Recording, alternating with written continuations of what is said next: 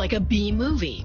Millions of males vanish. Fact is, there aren't as many nowadays. Not human males, not frogs, not fish. Chemicals are moving us into a period of the most rapid evolution that this species has ever experienced. From toys to shampoo, we're awash in strange new compounds, and we're only just learning that males are being hit hardest. The scientists within Health Canada are telling the government, listen, you really have to move on this. I'm Anne-Marie MacDonald. This Doc Zone asks, where have all the boys gone?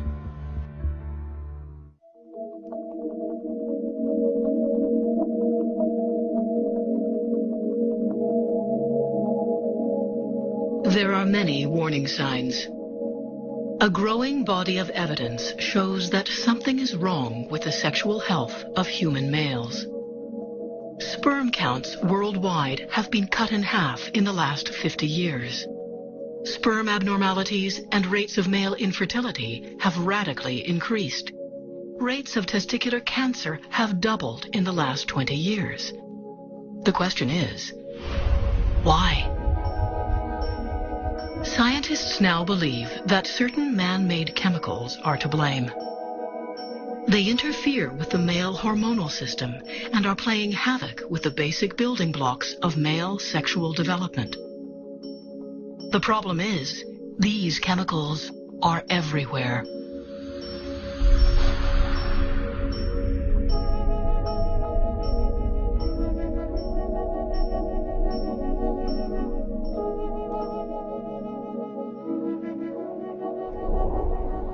There was a time, not too long ago, when the Earth was a simpler place.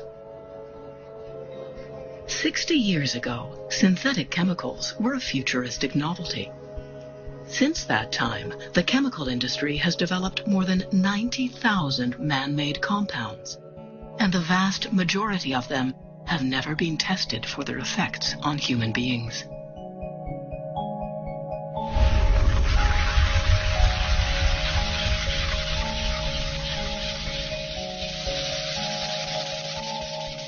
During the last 50 years, we've learned how to create new chemicals and we've turned them loose. In the next 50, we may figure out what we've done. It's like in a certain way we're on the Titanic and we see the iceberg, but we just can't turn the ship.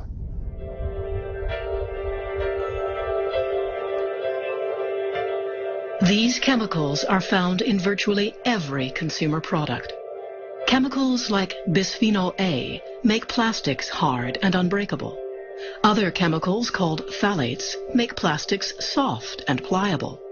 Chemicals make cosmetics smell fresh and fragrant. They make our fabrics stain-resistant and our computers flame-resistant. But have we unleashed a monster? Some common chemicals are causing profound and permanent damage to growing bodies.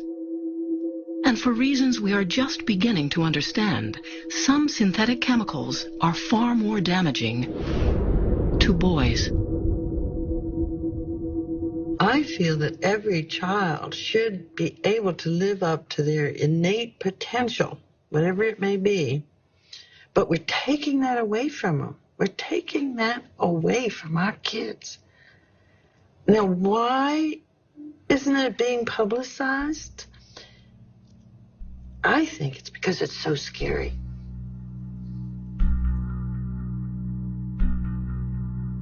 Young adult men are also at risk. Sperm counts in college-age men have fallen dramatically in recent decades. A typical young man produces less than half of the sperm his father did, and up to 85% of it is abnormal. In a fertility clinic at the University of Rochester, researchers are tracking the crisis in the quality of male sperm.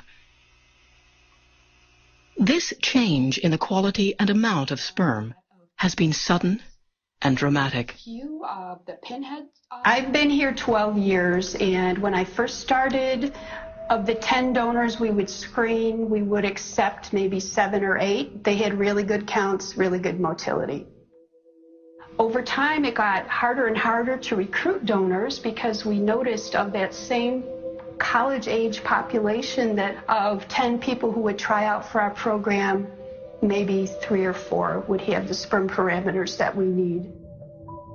The bottom line is that the World Health Organization standards for classifying a man as infertile have moved downwards. So, for example, very early it was 60 million per milliliter, then down to 40 million per milliliter. Now it's 20 million per milliliter, and they're talking about putting it down to 10. And that's because if a man goes in for a semen analysis, you can't have too many of them classified as abnormal. Behind the statistics are hundreds of thousands of young couples like Jack and Natalie McGowan who have struggled to conceive. Now you're going to go get chased. I was shocked what the incidence of infertility is in our society now. And, when we would go to the clinic for assessments and for procedures, it was like being in an emergency room. I mean, people were lined up down the corridors. We were very surprised to have difficulties conceiving because we were two otherwise very healthy people. So we thought, no problem. You'd be pregnant within weeks, really. There's 3 things they use to assess sperm quality, and it's volume, so sperm count, and speed, so that's, how mobile they are. It's mobility or motility, I think is how they call it. And the third is morphology. So I had a full team, good bench strength, and they were pretty quick, but they were darn stupid. They got lost. And of course, they didn't ask for directions. So. Our reproductive endocrinologist even came out and he said, well, it's probably linked to environmental causes. He didn't go into specifics. No. But he did say. After 2 years and several fertility treatments, the McGowans were finally able to conceive.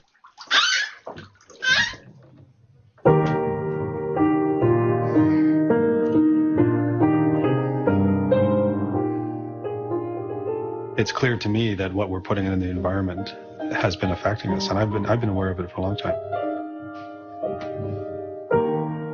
I don't see how there couldn't be an impact of our environment on my personal ability to reproduce. I think it's definitely implicated in some way. The idea that chemicals can affect male fertility and reproduction in dramatic ways is an established fact for wildlife biologists. Since the late 1980s, Louis Gillette has been researching the sexual development of male alligators who nest in the heavily polluted lakes of Central Florida. What we deal with when we deal with these lakes is a complex mixture of pesticides, of nutrients, fertilizers. Many of the chemicals we're dealing with are what we call old chemicals, DDT. They're persistent chemicals. Gillette has discovered that the sexual organs of the male alligators in these lakes are 1/3 their normal size. The reproduction rate in this colony is 90% below average.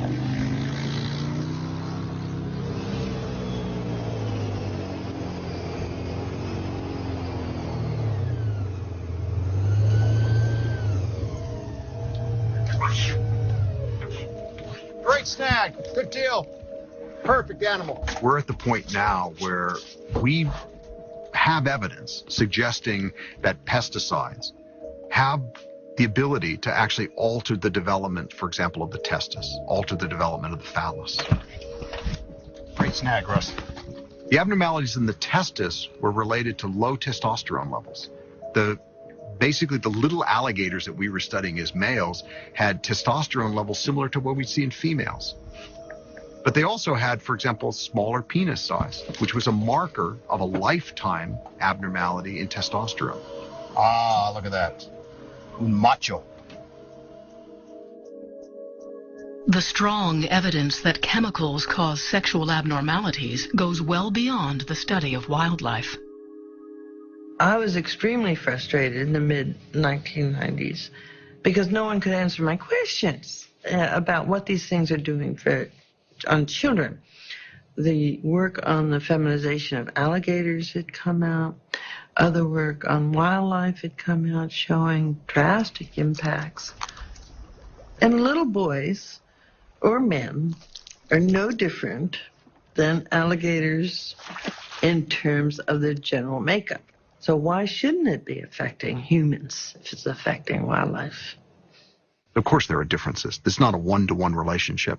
But I do believe that our work is a sentinel for human health. I believe that our work is a sentinel for the health of babies, human babies. The testes are part of the male endocrine system, the network of glands that regulate many of the body's functions. They stimulate growth, regulate our metabolism, and control reproduction. These glands release hormones that are the body's chemical messengers. The sex hormone testosterone is a chemical messenger that plays a central role in male sexual development. Some synthetic chemicals can disrupt or block the functioning of testosterone in the body, permanently damaging the sexual development of male children. This disruption of the human body's own system may be the greatest unintended consequence of the 20th century's chemical revolution.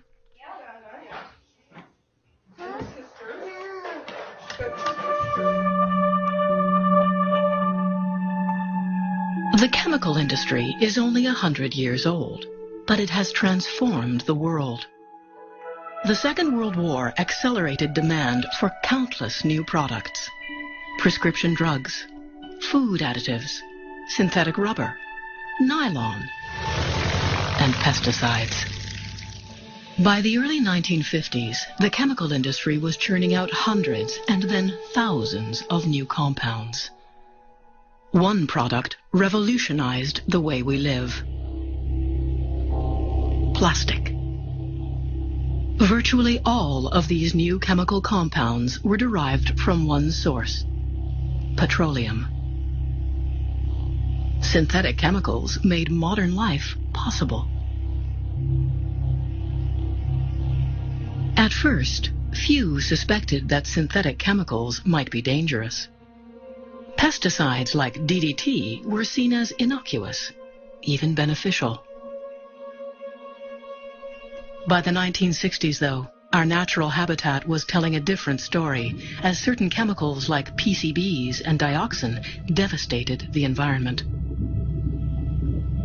From the early 40s on, those people who are of childbearing age were exposed to these chemicals in excessive amounts. And consequently, by 1950, the first generation of children exposed to these chemicals in the womb were born. Those most threatened by toxic chemicals are not adults. They are children and babies. But the most vulnerable of all have not even been born. There is no question that the most serious effects are to the unborn child, because the effects are permanent and because the fetus has very few defenses against these chemicals. This is a time when all the cells are starting to divide from each other, developing into organs. And this can start as early as 6 weeks, even earlier, after conception. Until recently, doctors believed that the fetus was protected from contamination by the placental barrier. But the womb provides no such protection. Everything that the mother is exposed to could potentially expose the fetus. The difference is that the fetus is exquisitely sensitive, many, many more times more sensitive than the mother, and so it's much more dangerous. For several weeks after conception, the embryo is neither male nor female. Sex hormones orchestrate the process that determines whether the fetus will be a boy or a girl. In the 7th week of pregnancy, the male reproductive tract begins developing. Chemical exposures are likely behind a 200% increase in male genital birth defects. This is where a boy starts becoming a boy. If he can't get past that stage with all the processes that have to take place, that are taking place under very, very low concentrations of hormones, that boy isn't going to make it to full manhood in terms of what you want in a man. After birth, the infant is further exposed to chemicals in the mother's breast milk. There's no question that when you show that mother's milk has contaminants, and then you actually look at babies, and you can actually take a blood sample or a urine sample and show that those contaminants are not only in that child, but they stay in that child, it is revolutionary. But for decades, the chemical industry has chosen not to test its products on bodies that are still growing. They want to use what happens in an adult animal to predict what could happen during development in this little 1, 2 cell, 20 cell, then beautifully orchestrated development of a baby. You're building a baby in the womb, piece by piece. And if something gets in there and interferes with this building block here, the plumbing there, the wiring there, the brain, that sort of thing, that child is damaged forever. It's irreparable damage. You can't go back and rebuild that. The chemical threat to boys is not only interfering with normal development, it may be a threat to the survival of the species.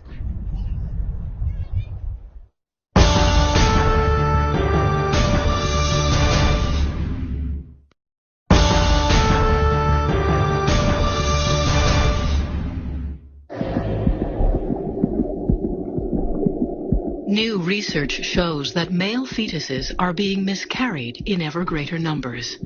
There is strong evidence chemical exposures are killing boys in the womb. There are more and more studies showing that before birth, between fertilization and birth, something's happening to boys. Basically, they die before they're born. The Aamjiwnaang First Nations Reserve near Sarnia, Ontario, looks like a normal middle-class community. But Aamjiwnaang is different. The reservation is surrounded by one of the world's most extensive petrochemical complexes. In an average year, these plants release over 130,000 tons of toxic chemicals into the air. I hadn't seen anything quite as dramatic as I saw in Sarnia. Everywhere you went, you could smell this chemical smell. And several times when I was there for a short visit, the sirens went off, indicating that there had been a release of toxic chemicals. So it's very much in your face. You see it, you smell it, you're aware of it all the time. Aamjiwnaang is home to one of the great medical mysteries of our time. In 2006, the reservation became known internationally for having one of the sharpest declines in male births ever recorded. Instead of the normal 50-50 split, here, fewer than half as many boys are born as girls. We looked at the births in 5-year time periods and found that things were, relatively normal up until the early 1990s when we started to see this drop in the number of boys. And then from 1999 to 2003, there was a significant drop in the number of boys being born. I think to a person in the community, we all knew there was some kind of impact from where we lived. But we didn't know that it had the significance that it had. It was just one of those things. Ada Lockridge was the first community leader to raise the alarm about the disappearing boys. People just kind of thought that girls run in the family. My oldest sister, she had 3 girls, then 1 boy. My middle sister, she had 3 girls. And myself, I had 2 girls. The gravity of the problem has attracted scientists from around the world. Aamjiwnaang was the first human case of it. So I went to a conference in the University of California, San Francisco, and it was a conference on reproductive health. So in that room were the best in the world in that field, and they referred to what happened in Aamjiwnaang as the first sign of extinction. 40% of Canada's entire chemical industry is here. The plants release shocking amounts of dioxin, benzene, and mercury, chemicals known to be toxic to human reproduction. Because for most of these, you do have a newspaper record of these spills, right? Pretty much all of them, yes. Jim Brophy is a workers' health advocate who is helping the community understand the impact of the pollution on their bodies. We know that the refineries in Sarnia are putting out very high levels, tens of thousands, if not hundreds of thousands of kilograms every year of toxic substances that are capable of altering the reproductive system and the developmental system and adversely affecting it. I thought I was never ever going to have kids. Honestly, I didn't think I was ever going to be able to carry them. Together, we've lost. I had 4 miscarriages before I had my first child. But none of the doctors could explain why I wasn't able to carry. I even went to London. We did like a lot of testing and stuff, and they said that they could not find a reason why I would have so many miscarriages. They said there was no reasoning for it. These chemicals disproportionately adversely affect the male fetus, so that this elevated miscarriage rate that we reported in the health study may in fact be reflecting that male fetuses are being aborted, and that's why we're getting this skewed birth ratio.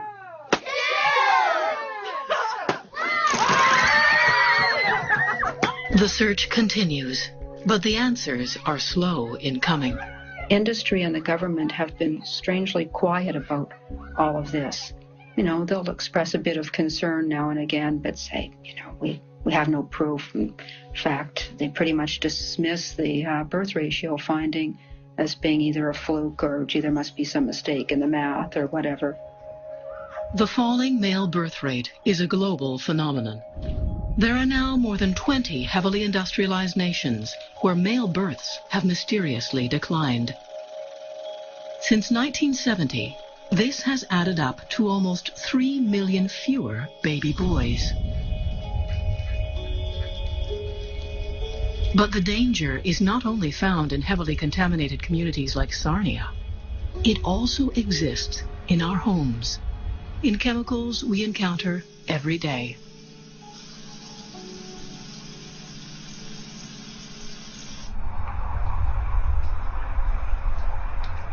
Children live in a state of constant exposure to over 1,000 synthetic chemicals.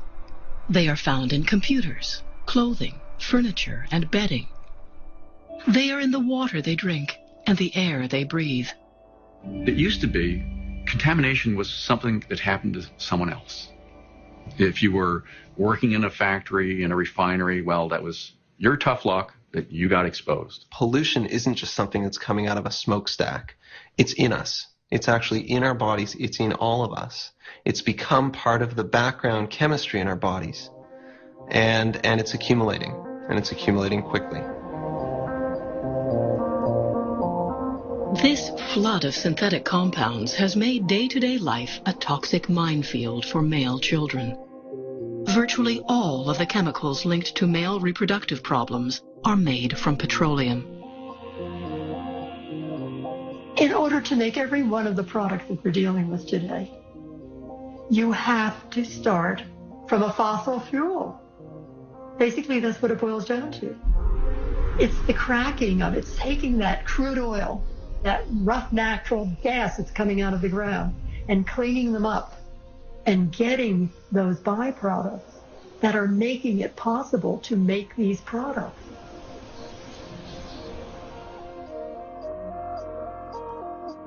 A common class of petrochemicals called phthalates is used in everything from cosmetics and medical IV tubing to food packaging and children's toys. The research of Dr. Shauna Swan began with a disturbing realization. I turned to studying phthalates when I read that the Centers for Disease Control had found phthalates in almost everybody in the United States, and that they seem to be more prevalent in women of reproductive age, coupled with new data showing that phthalates cause significant changes in the male offspring. Phthalates in the mother's body and breast milk have been linked to the disruption of normal sexual development in male babies. The The outcomes that we've looked at, which are called the phthalate syndrome now, which are the decreased masculinization, possibly smaller genitals, less complete testicular descent. Many soft toys contain phthalates, despite the fact that they can leach out of the plastic and end up in the bodies of infants. Well, the phthalates make toys cuddly and soft. They basically are the basis of the safe toy industry in our country because the children don't get hurt on nice, cuddly, soft things. Phthalates are also widely used in personal care products. 3/4 of all name-brand cosmetics, including deodorant, hair gel, shampoo, and body wash, contain them. They're in the cosmetics because they cling to the skin and they hold perfumes there. Really great for delivery systems to perfume because they penetrate the skin, they'll move in, and they'll take the perfume with them, which then actually increase the lifetime of the perfume. And it's in hair conditioners. It's that stuff that makes the hair so beautiful and glossy, and you can manage it. It looks clean. It smells clean. It feels clean. We've been marketed that this product is clean. So it's very difficult to think of it as dirty, as polluted, as toxic. So there's a huge perception barrier to get over. You know, it's a skin cream, and you put it on your hands. You say, well, I don't eat it. But, you know, you put that skin cream on your hands, and you wait for a few minutes. Is it still there? No, it's gone. Where do you think it went? It didn't go in the air, okay? It went into your body. One phthalate in particular, used in PVC plastics, is raising enormous concern because of where it is used and who we use it on.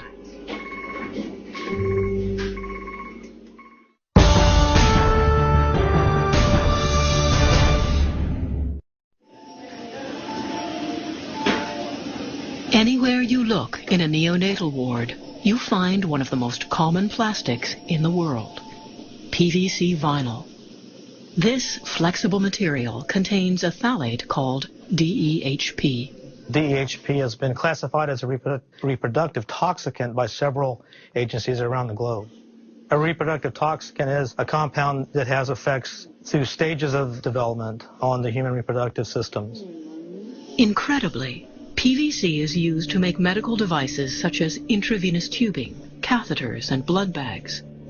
Many studies have demonstrated how DEHP in medical devices can leach from the vinyl, ending up in the bodies of vulnerable children in staggering amounts. On average, a person will take in up to 30 micrograms per kilogram of DEHP a day, and that's considered a safe level of intake. However, in a hospital setting, for example, an infant or a child may receive up to 200 times that amount in a single exposure. And that exposure can be daily over multiple days or even over months. The frail organs of premature male babies are especially susceptible to damage. The U.S. Department of Health and Human Services has stated that it's a serious concern, particularly with intensive medical treatment of male infants, that this may be an adverse effect on the reproductive tract. The most sensitive measure of developmental effects is atrophy or shrinking back of the testes. Some hospitals are now replacing their PVC equipment with non-toxic forms of plastic. We really subscribe to the precautionary principle, which says first do no harm and take precautionary measures so that our patients have the safest products possible. And so we just made the decision that this is something that we better look at.